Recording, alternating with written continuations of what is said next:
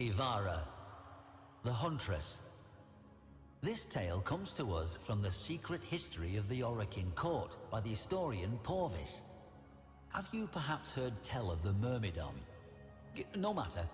A preternatural beast figure straight out of myth he was. One whose prey had no equal.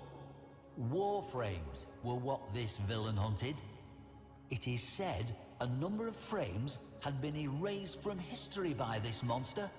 Models who no longer exist on any record. Those who are not remembered. It hardly seemed possible that a single person could stand against a warframe, let alone destroy it, let alone several. Perhaps Porvis enjoyed the telling a little too much, or perhaps there is something to it. Ivara encountered the Myrmidon quite early in her history. Quite early indeed. A Dax emergency call, so Porvis writes, led Ivara and two unknown warframes to a convoluted cave system. They found it littered with the bodies of murdered Dax and resplendent with bioluminescent fungi. I imagine the chitinous folds of her Salix Syandana would have made for excellent camouflage within that malevolent, supernal glow. The secret history tells us that the Myrmidon appeared boldly before the three in a wide chamber connected by many tunnels. Clad in red and gold armor, it gestured to the first warframe with what Porvis describes as a strange clutching motion, as if seizing a falling apple. But it was no greeting, as we shall see. The powers of that first warframe, the recipient of that gesture, promptly failed. The Myrmidon took advantage of the confusion to leap upon the hapless frame and press a palm to the warrior's head. In lurid detail, Porvis describes a flash of the most scintillating emerald light, and Ivara's battle sibling collapsed to hot dust. Porvis tells us he compiled much of this tale from overheard exchanges between members of the Seven and details that remain consistent in courtly whispers. He tells us the second frame suffered the same fate as the first. Reacting, Ivara whirled and promptly vanished. But one clutching gesture in her direction and Ivara's powers fled, her cloaking field nullified. Visible, vulnerable, she loosed a dash wire arrow to a high alcove, but it never came. No escape.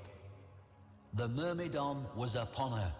The Huntress spun, opening fire with Aksomati pistols to send that devil scrambling for cover, arm thrown protectively across that twisted, armored head. That clutching gesture was the key. Ivara needed a plan, and she needed it fast. Ivara ran at a wall and up it, hanging there, waiting, as the Myrmidon flipped into the room, blasting the spot where he'd expected her to be. Frustrated, he again made that same elaborate gesture, trying his luck, and she saw it. That bracelet upon the wrist that glowed softly with the movement of that clutching gesture. Ivara flipped from her perch, shouldering her exquisitely crafted Rubico as she did so, and sighted the enemy. Through the Orokin sculpted scope, Hunter and Huntress met eye to eye, each loosing a desperate blast, a bullet from Ivara, a killing light from the Myrmidon. The green light lashed, touching a shoulder plate of Ivara's Avia armor, reducing it to dust. It saved her. Huntress won out, her shot claiming the Myrmidon's device in a shower of sparks. But the Myrmidon's weapon remained lethal, and with it, he lashed out at Ivara in an emerald fury. Ivara hit the ground and sprang into a surrounding tunnel. The Myrmidon's shot lancing a gouge in the porous chamber wall. Ivara pressed her back to a shadowed outcrop at tunnel's end, while the Myrmidon's weapon blazed and cut and chewed through her only cover. As good a time as any to discuss the weapon before you. The Artemis Bow. The Huntress's signature weapon, and the tool with which she has wrought so much good. Said by some to be spirit bonded to her. Others say the product of forgotten Orokin technology. What Porvis tells us next displays to good effect what warrior and weapon were capable of. Pinned behind eroding cover, seconds from death, Ivara summoned her Artemis Bow, and it came to her. She and weapon as one. Without rising, she pulled back, aimed high, she and arrow as one, and loosed. Under Ivara's guidance, the arrow turned its path and shot down the corridor toward the Myrmidon, and lengthwise through his weapon. Around Ivara, the walls flashed green for a microsecond as the Myrmidon's weapon erupted. And then, silence. What is a bow without arrows? And these arrows?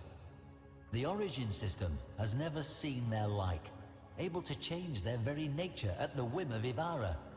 Sleep, cloaking, rapid fire, they are the embodiment of her legendary versatility. Ivara drew her bow again, this time for her fallen comrades. With inhuman speed, shot after shot snapped and plucked each segment of carapace from the Myrmidon's lean frame. Straps severing, clips popping, he was undressed with swift efficiency by the preternatural accuracy of her aim and rapidity. Even before her final arrow belted the visored helmet from his head, she had the killing shot knocked and ready. There he stood, the Myrmidon, slayer of warframes. Naked, beauty, symmetry, even the capacity for language, sacrificed for raw power. But his face was a mockery of an Orokin face. Those she was sworn to never kill. The smirk on his pallid, angular visage told her he knew it as well. The grand doors of the Chamber of the Seven flew open.